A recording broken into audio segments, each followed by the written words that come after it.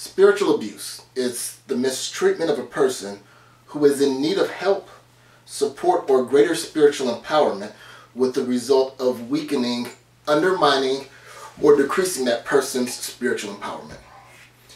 It's unfortunate that today people rarely consider the idea of a God that wishes to enter into a covenantal partnership with man.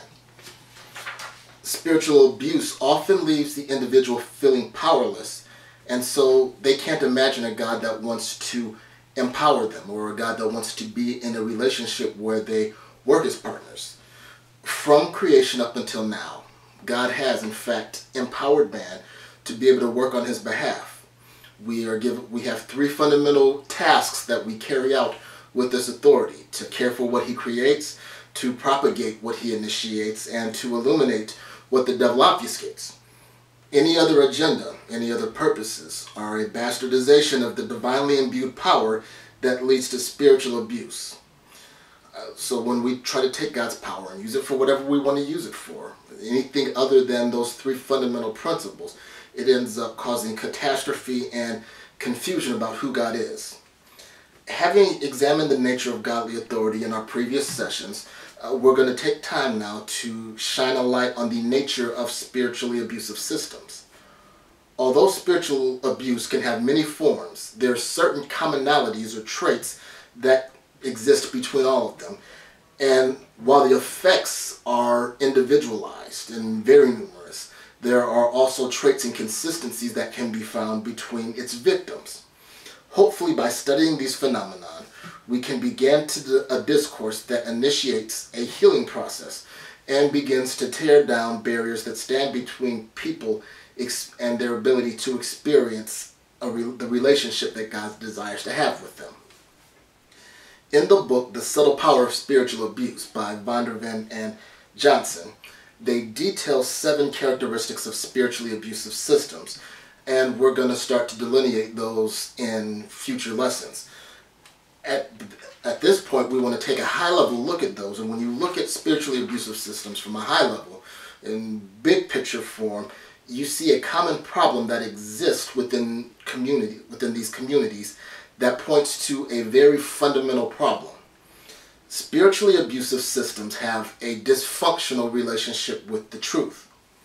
Recall from our previous discussions that spiritual abuse occurs when the legitimate authority of God is usurped for illegitimate means. It's reasonable to assume that nobody wants to be an abuser, nor does anybody want to be a part of an abusive system or a community. Yet from the days of the Bible till today, it's clear that this does happen. More importantly, it does not happen in an instant. In other words, there's not a church, cult, community, pastor, preacher, or Christian who wants to be abusive, who sets out to be abusive. I would think it's safe to assume and safe to believe that almost every last one of them starts out with good intentions. But over time, something happens, something goes terribly wrong, and they end up twisted into that kind of a system. Spiritually abusive environments are constructed over time.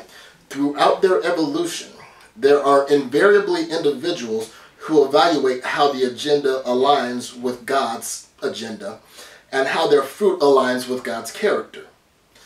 The path to spiritual abuse lay in the way a person or persons within the community receive and treat those who find problems and make uncomfortable assertions.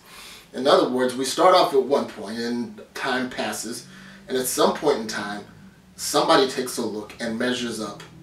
How does what we're doing line up with God's priorities? How does the fruit we're producing or what we're doing reflect God's character? And if there's a problem found, if there's something incongruous between the two, they don't match up, don't line up, and somebody points it out, the path to spiritual abuse can be found in how we treat the people who find legitimate problems with the work that we're doing, whether we deal with, or even illegitimate problems, whether it's right or wrong. How we deal with those questions and how we deal with those people and how we receive them is what distinguishes and what leads people down the path of spiritual abuse. When the community places greater value on defending or continuing the establishment than revealing God and executing the fundamental functions of God's authority, it becomes abusive.